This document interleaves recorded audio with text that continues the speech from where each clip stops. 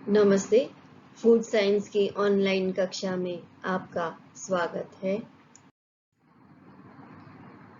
हम unit second protein foods पढ़ रहे थे और इसमें हमारा पहला टॉपिक था मिल्क एंड मिल्क प्रोडक्ट्स।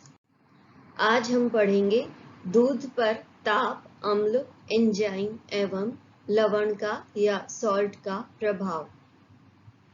तो सबसे पहले आइए जानते हैं कि दूध पर ताप के क्या-क्या प्रभाव होते हैं। तो दूध के विभिन्न अवयवों पर ताप के भिन्न-भिन्न प्रभाव होते हैं। सबसे पहले हम बात करते हैं प्रोटीन की। तो दूध में जो घुलनशील प्रोटीन होते हैं, लैक्ट एल्बुमिन और लैक्ट ग्लोबुलिन, ये ताप पाकर स्कंदित होने लगते हैं। लगभग 66 डिग्री सेंटीग्रेड टेम्परेचर पे इनका स्कंदन आरंभ हो जाता है और यह पात्र के पेंदे में जमने लगते हैं। जबकि दूध में उपस्थित अघुलनशील प्रोटीन केसीन जो है, उस पर ताप का कोई प्रभाव नहीं पड़ता है, यह ताप से स्कंदित नहीं होता है। इसके बाद में बात आती है वसा की। तो दूध में उपस्थित जो वसा होती है, उसके जो प्रोटीन स्कंदन के कारण उसके वसा के छोटे छोटे कणों के चारों ओर जो प्रोटीन के कण रहते हैं, वे टूटने लगते हैं, अलग होने लगते हैं और वसा के ये छोटे छोटे कण जो कि घुली हुई अवस्था में रहते हैं, एकत्रित होकर बड़े कणों का रूप ले लेते हैं और सतह पर आने लगते हैं तथा मलाई का निर्माण करते हैं। वसा के साथ साथ मलाई में या स्कम में स्कंदित प्रोटीन और लवण भी कुछ मात्रा में उपस्थित रहते हैं।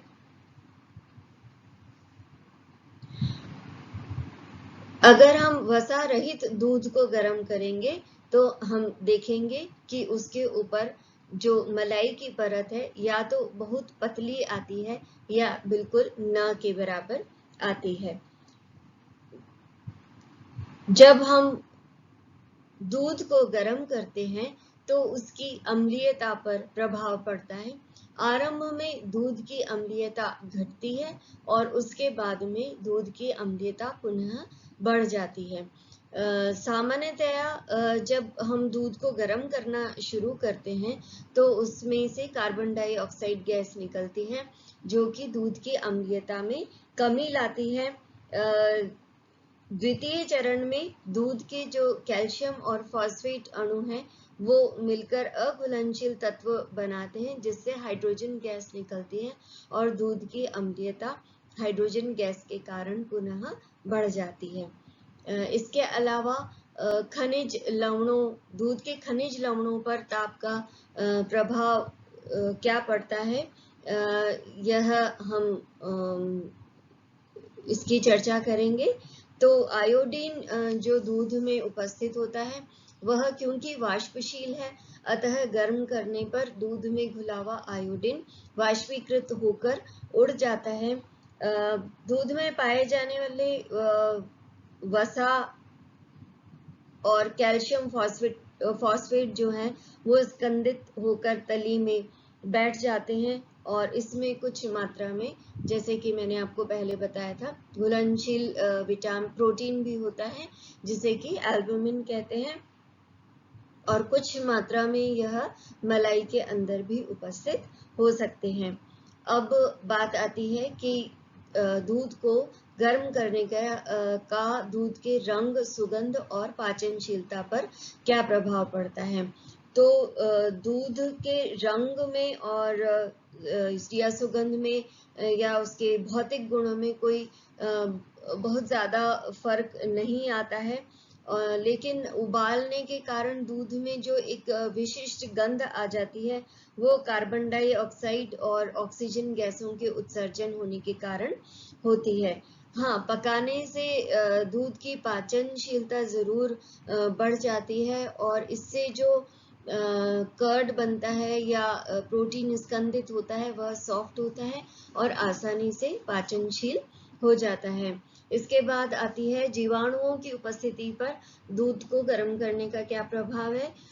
तो दूध में जो हानिकारक जीवाणु होते हैं वे गर्म करने पर नष्ट हो जाते हैं, अतः हमें पका हुआ दूध उपयोग या उपभोग करने पर हमें जीवाणुओं के संक्रमण होने का चांस नहीं रहता है। इसके अलावा दूध को गर्म करने से जो जीवाणु हानिकारक जीवाणु हैं वो क्योंकि नष्ट हो जाते हैं, अतः दूध की जो शेल्फ लाइफ है या संग्रहण का समय है वह भी बढ़ जाता है। दूध को जब गर्म किया जाता है तब, जैसा कि मैंने आपको वसा पर प्रभाव के बारे में बताया था, तो एक जो विशिष्ट क्रिया होती है वह होती है मलाई का बनना। और मलाई किस कारण बनती है यह मैं आपको बता चुकी हूँ। एक बार पुनः मैं उसको रिवाइज कर देती हूँ कि जब दूध को खुले बर्तन में पकाया जाता है तो ऊपरी सतह सूख जाती है और उस पर एक झिल्ली पड़ जाती है और वसा के कण इस झिल्ली में आकर रुक जाते हैं। इसके अलावा स्कंदित प्रोटीन और लवण भी इस झिल्ली में ऐड हो जाते हैं और इस तरह से यह परत मोटी हो जाती है। अगर हमें मलाई बनने से रोकना है तो हमें दूध को लगातार हिलाते रहना चाहिए या पात्र को ढककर दूध गर्म करना चाहिए। तो या दूध में अगर पानी मिला दिया जाए या उसको पतला कर दिया जाए तब भी उसमें स्कम फॉर्मेशन नहीं होता या झिल्ली नहीं बनती या मलाई नहीं आती है। अब हम बात करते हैं कि दूध उफनता क्यों है। क्योंकि जब झिल्ली बन जाती है या मलाई की परत आ जाती है दूध को गर्म करते समय, तो उसके नीचे गैस जो बन रही होती है वो निकल नहीं पाती और दाब बढ़ जाता है और इस अधिक दाब के कारण जो है दूध फैलने लगता है और बर्तन के बाहर निकल आता है। तो दूध को उबलने से बचाने के लिए भी हमें मलाई के फॉर्मेशन को रोकना होता है और इसके लिए दूध अगर लगातार हिलाते रहें तो वह उफन कर बाहर नहीं आता है। इसके अलावा दूध जलने भी लगता है। गरम करने पर आप देखते होंगे कि जब दूध को गरम किया जाता है तो कुछ दूध जो है वो पैंदे में लग जाता है, भूरे रंग का हो जाता है। यह भूरा रंग मेलार्ड अभिक्रिया के कारण होता है और इसमें जो प्रोटीन उपस्थित होता है और लवण उपस्थित होते हैं वो पैंदे में जम जाते हैं और ताप के कारण वो भूरे रंग के हो जाते हैं, जिसे दूध का जलना कहते हैं। अब हम बात करते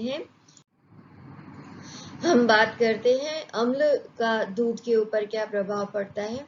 तो जब दूध में अम्ल की मात्रा मिलाई जाती है तो दूध के जो केसीन प्रोटीन है उसका स्कंदन हो जाता है। सामान्यतया केसीन कैल्शियम केसिनेट के रूप में पाया जाता है और 5.2 pH पर यह जो केसीन है वह कैल्शियम केसिनेट से पृथक हो जाता है और 4.6 pH पर यह पूर्णतया अवक्षेपित हो जाता है। इसलिए 4.6 pH जो है उसे आइसोइलेक्ट्रिक pH भी कहा जाता है। तो जब हमें दूध को फाड़ना होता है या केसीन को स्कंदित करना होता है तो दूध में अम्ल को मिलाया जाता है। अब हम बात करते हैं दूध में एंजाइम का क्या प्रभाव होता है। तो दूध में मुख्यतया दो प्रकार के एंजाइम्स का प्रभाव देखा गया है। पहला है रेनिन और दूसरा है ब्रोमेलिन। रेनिन सामान्यतया हमारी आमाशय में पाया जाता है या जो जंतु है उनके आमाशय में उपस्थित होता है और जब हम दूध पीते हैं तो हमारे आमाशय में जाकर रेनिन की उपस्थिति में दूध का स्कंदन हो जाता है और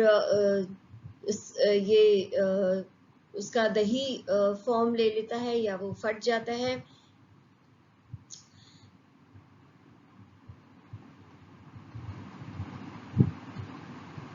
जब दूध की प्रोटीन केसीन का स्कंदन रेनिन नामक एंजाइम के कारण होता है, तब दूध में पाया जाने वाला कैल्शियम दूध के पानी में न जाकर प्रोटीन के साथ ही रह जाता है। इस कारण रेनिन एंजाइम से फाड़ा गया दूध कैल्शियम का अधिक अच्छा स्रोत होता है।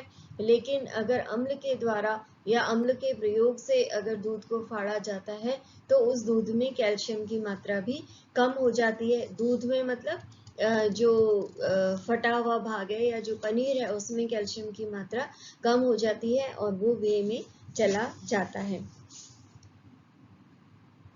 इसके अलावा फलों में ब्रोमेलिन नामक एंजाइम पाया जाता है, वह भी दूध के प्रोटीन का स्कंदन कर देता है और यह विशेष रूप से पाइनएप्पल जो फल होता है या अनानास फल जो होता है उसमें उपस्थित होता है और यह दूध के थक्के का पाचन कर देता है।